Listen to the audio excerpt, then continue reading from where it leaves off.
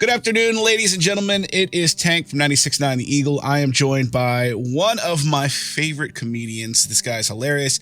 He's coming to the Florida Theater Thursday with the Please Stop the Ride tour. Tickets still available at floridatheater.com. Please welcome Mike Birbiglia. How's it going, Mike? How are you, Tank? Nice to hear your voice. Man, I'm good. I'm very excited to talk to you because you're one of my favorite comedians. I love your style. It's so different. And if people are unfamiliar, it's such a storytelling style. Oh, thanks. So what I've noticed, like, you have, is it 4 specials on Netflix? Yeah, I think that's it. Yeah. So I've watched them, and I see that you've evolved in each one, like from a comedian to a boyfriend and a husband, and then from a husband to a father, then from a father who worries about the future for his child, right? Sure, yeah. It's so like a mini series. It kind of is, yeah. And so with this new tour, where does this evolution take us? So here's where I think where we are is, like, my daughter's 8.5 right now, and I'm hitting that point where she's asking a lot of questions, and I'm realizing I do not have the answers. And so because it's a lot about the moments in my life where I realize, oh, I'm not sure I understand how heating works. You know what I mean? Right. And I'm gonna have to explain drugs and sex and all these things that, like, I don't even fully understand necessarily either, but I'll do my best. Yeah, we're still working that out. You and I are like almost the same age. Is that right? Yeah, I'm 46. You're 45, correct? Yeah, that's right. So we're kind of like, so when I watched the Old Man in the Pool, and I just had my kid's 2 now, 2.5. Yeah. So like that really resonated with me. So like, I'm guessing like that's what I'm in for, is my kid asking me all these hard questions. But for me, it's going to be math. Math is going to be the thing that I can't help her with at all. I think what you'll find is, they start asking a lot of questions because, when they're little, they're basically just an animated bag of rice, and and you just got to make sure they stay animated. You know? When my phone got wet, I always made her hold it. But then at a certain point, you're like, just make sure but she's not animated. Well, she was sleeping, And then at a certain point, they start asking questions, and I was in my neighborhood because New York. I live in New York City. So it's like all these smoke shops and stuff now, and it's crazy. I was walking down the street. Una said to me the other day, my daughter goes like, Dad, what's the good life? It was like the name of the smoke shop. I was like, I don't even know. You know what I mean? So it's not what I'm doing. Right. I can't tell you because I don't know it. Yeah. But I'm just trying to figure out how. It's weird being a parent, right? Because you have to kind of figure out how to communicate what is, what do you know and what don't you know, and what do you have to teach and what don't you have to teach? Yeah, I think for me, like, the parenting thing, the biggest thing is just, it's balance. Like, balance is the word I would use to describe parenting, because it's like keeping her happy, but not so happy that she doesn't understand that there's struggle and that you can't always have what you want. And, giving her things that I never had, but not spoiling her. It's just, balance is incredibly hard as a parent. I think about the exact thing that you're describing constantly, because it's also like a different era from when I was growing up. Like, I grew up in the 80s, it's like, because inevitably, right, she's 8.5, and inevitably she'll be 15, and she'll just be like, my dad is garbage. You know what I mean? And in the 80s, no one listened to children. Right. Like, we said it. But my dad would be like, is someone talking? And I'd be like, am I talking? I don't even know. And that's how I became a comedian, of course. But like, now we listen to children. So she's going to be like, my dad is garbage. And I'm going to have to be like, she's so right. I am garbage. What can I do to change it? Yeah. She's so brave. How can I amplify her voice, If I would have told my mom she was garbage, she would have hit me with an ashtray without even looking. An ashtray. That's how they did it back then, That's a dated reference. It's so different. And my dad would shout a lot. My dad was like the dad from Succession without all the money. You know what I mean? It's like an unsuccessful Succession. He'd be like, exactly, unsuccessful Succession. Like, you're all you're all such disappointments. We all just became Kendall. We're like, we're sorry, Dad. We'll do the best we can. And that, dude, and you can see that in your comedy because comedy, is pain, right? Like that's the way you work through it. Am I wrong? And I'm not a comedian, so I can't say. And your comedy is so different. Like, I don't want to compare you to anybody else because you have such a different style. And it's almost is like, it sneaks up on you. Like, it's so, I hope so. It's, and I don't want to blow hair in your bag this whole time, but I really love the way it's so earnest, and then you hit us with a punchline, and it's so great, man. And thanks. I think people are gonna love it when they go. I have a podcast called Working It Out, and we work out jokes with other comedians, and we've had Jimmy Fallon and Stephen Colbert and a lot of really cool people on it, and we analyze jokes, and I think fundamentally, like, a lot of jokes are about saying something that is kind of taboo but also true at the same time. Mm-hmm. And so lately I've been talking about that on stage. I've been talking about raising a child and how challenging that is for someone like me, and then also just like relationships and how, like, fundamentally, like, I've been with my wife. I've been married for 15 years, mm-hmm. and I feel like the cool, there's a lot of challenges to being with someone for a long time, but I think the coolest thing is that you can communicate so much with so few words. You know what I mean? Like, last year, my friend John said to me, he goes, I want to go skydiving for my birthday. And I was like, oh, that sounds really cool. Like, I've never even really considered that. And I went home to my wife, Jen, and I relayed this conversation to her. And she goes, you gonna do that? And that's when I realized I wasn't gonna do that. I was like, no way. Why would I want to do an activity that seems so dangerous yet so fun? Because ultimately, I'm more afraid of my wife's judgment of me than I am of jumping out of an airplane at 10,000 feet. Because both activities are somewhat dangerous, but at the end of one of them, you get to die. Yeah, no, that's true. That's at least the fear ends at one point with the skydiving. Exactly. My wife is the same way. It's so bizarre because when you have a kid, you're focused so much on the kid, but as a married person, you still have to keep.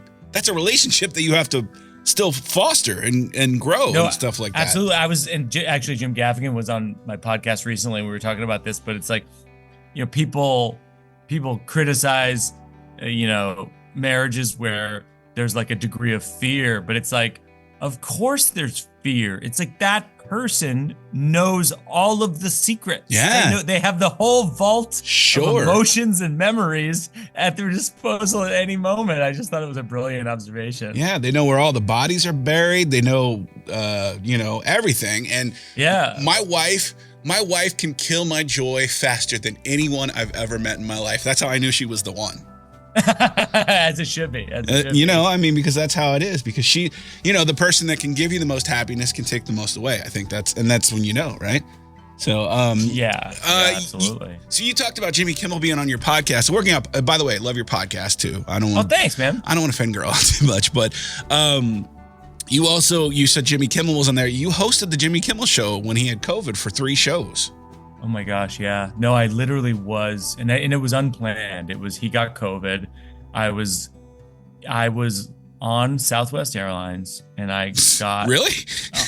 I was flying from Chicago to Los Angeles to be a guest on the show, and then I got a message from him that said, "Hey, I might need you to host the show tonight because I'm finding out whether or not I have COVID."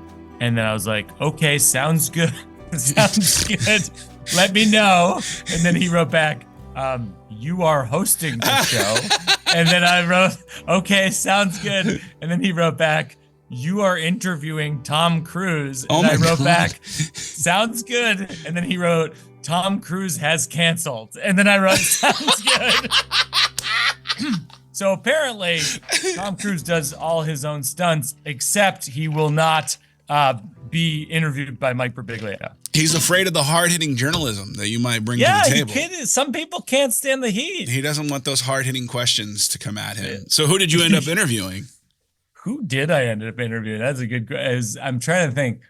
It was Hannah Einbinder from Hacks, and Kevin Hart was on. Oh, nice. You guys are both like from the same area, right? Like Yeah, well, we both came up. He came up in Philly. Oh, okay. And then moved to New York, and I came up in Boston, moved to New York, but we came up at the same time. Like Kevin Hart and I did New Faces together at Montreal Festival. We did our first Comedy Central half-hour specials together. So we've actually known each other for like a long time. He actually produced a documentary about comedy and mental health that I'm in that comes out sometime this year, which is really cool. That's exciting. Yeah.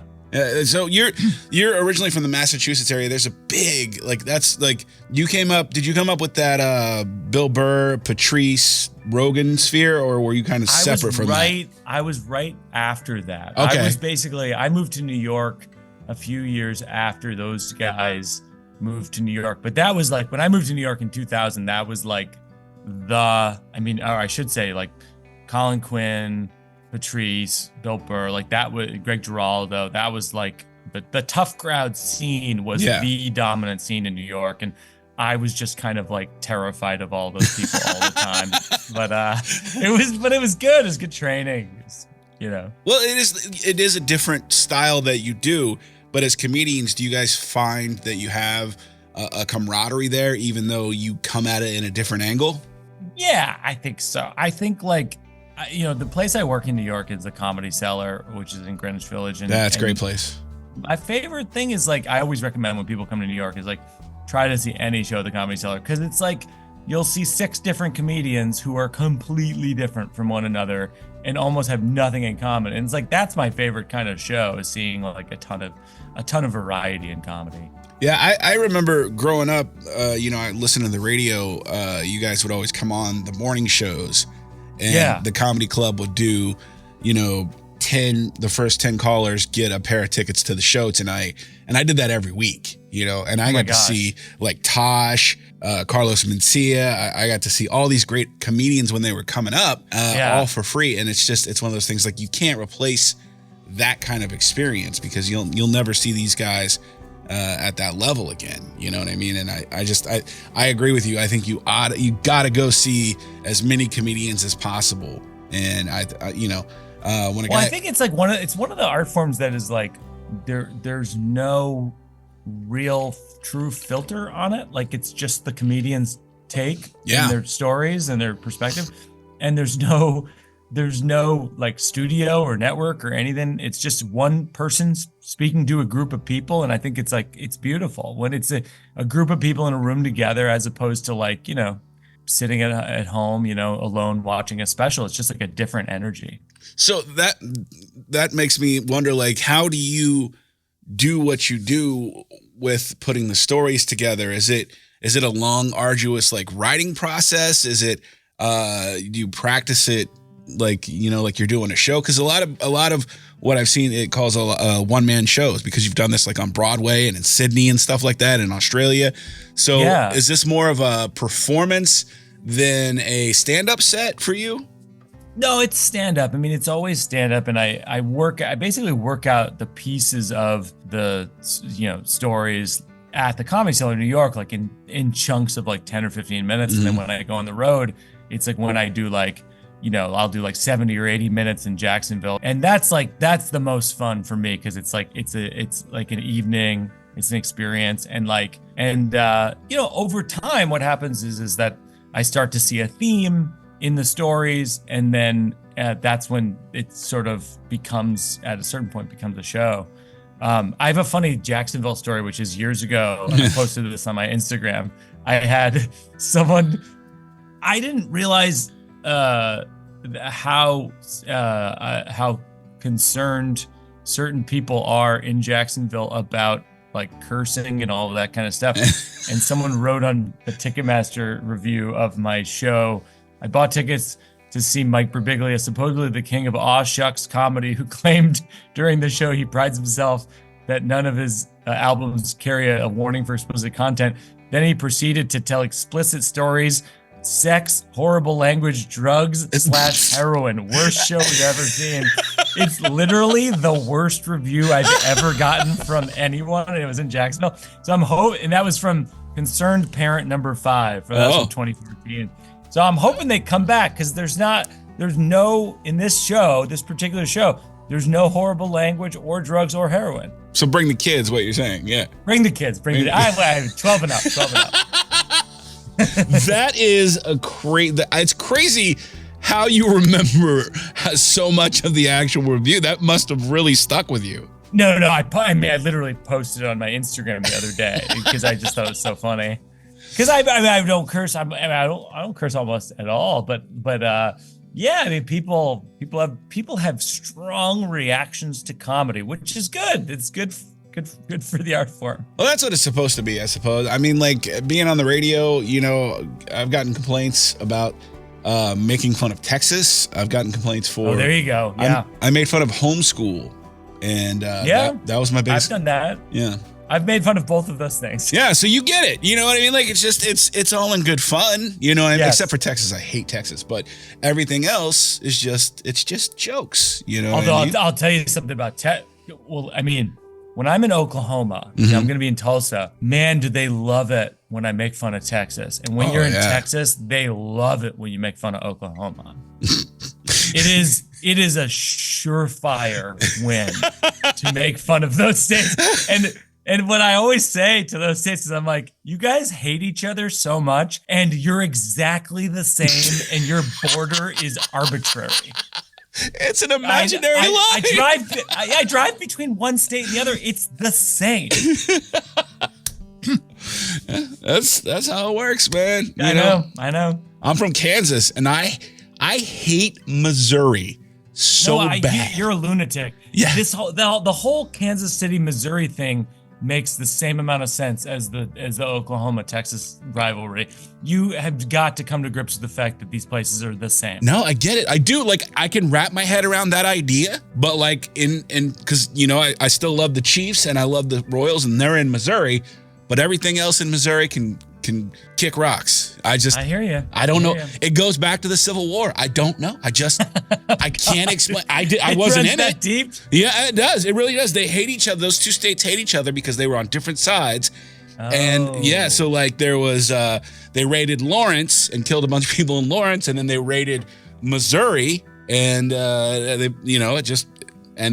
that hatred continues today when they share a, area code. I don't understand it either. It is what it is, Here I was thinking it was about football. It's not about, no, definitely not. Especially because, Kansas hasn't been good enough at football to make anybody a rival. So yeah, it's just one of those things. Yeah.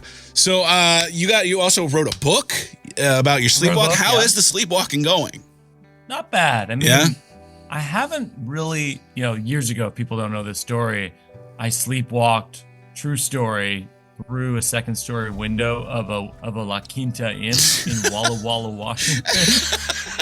And that doesn't. Oh, that is just word salad. What you just said. No, it's gobbledygook, but it's true.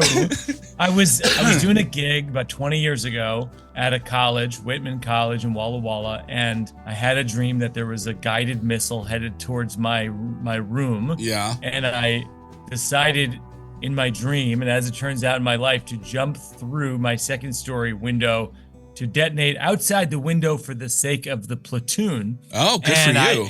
But I lived. I jumped through the window. I landed. I kept running. I ended up with like glass in my legs. I went to the emergency room. I actually if people have been following the story, I made a movie about it. I wrote a book about it. Update on the story. I just went back to Walla Walla in January. I did some shows there. And I brought a documentary crew and I videoed I interviewed the guy who took the glass out of my legs, the emergency room doctor. Oh, wow. I interviewed the person at the front desk. After I jumped through the window, I had to go to the front desk of the motel and be like, hey, so I'm staying at the motel. I had an incident wherein I jumped out my window. And he was unfazed. He was just like, all right. And, yeah, that's probably not the weirdest thing he'd seen that night. No. And actually, when the documentary comes out, you'll see it is not the weirdest thing that guy has seen. I said to him, I thought it would have been by far the most extreme thing he'd experienced. And I was like, is it the most extreme thing? And It was not. So the cliffhanger on that one. Is that out? Yeah. Is that documentary No, out? it's, I think it's gonna come out in the fall. But, Okay. But we're editing it now. But it's that. Yeah, that was a cool experience. But went back to seeing the crime. That is crazy. You ever consider calling that incident the Walla Walla Bing Bong? You ever thought about doing that? No, but I like that. Yeah, that's pretty I good. might just take that. Well, Mike, I can keep you here all day because, like I said, I'm a fan, and Oh, thanks. I love what you do, and I'm really looking forward to the show on Thursday. So just everybody, the show is this Thursday, the 14th at the Florida Theater. Tickets available at floridatheater.com. Have you ever worked the Florida Theater, Mike?